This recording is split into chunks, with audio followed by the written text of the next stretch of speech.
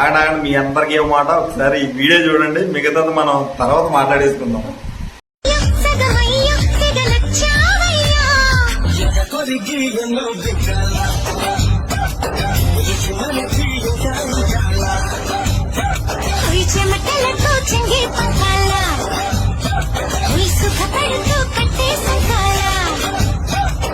గుసగుసలేదు నా వెళ్ళు నీరు సరుసలేకనే చూపులో. చూసారు కదండి, ఈ వీడియో నిజమైతే ఈ కూటమి పార్టీ వాళ్ళు ఏదైతే ఏ వీడియోలు పెట్టి తెగ ఇదైపోతా ఉన్నారో అది కూడా నిజమే అవుతుంది.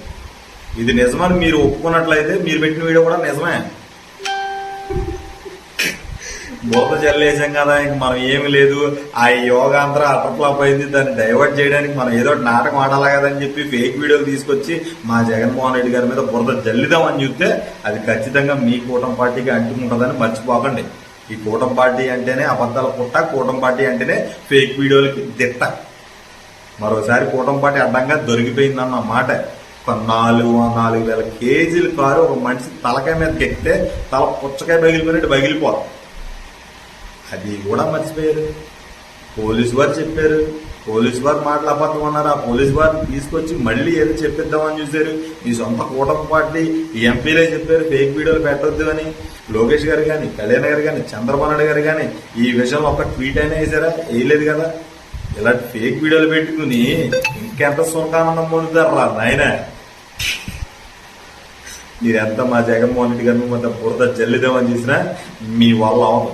మా జగన్మోహన్ రెడ్డి గారు ఎక్కడికి వెళ్ళినా జనం తండోపుతండాలుగా వస్తున్నారని చెప్పి ఆయన మీద పడి గోల.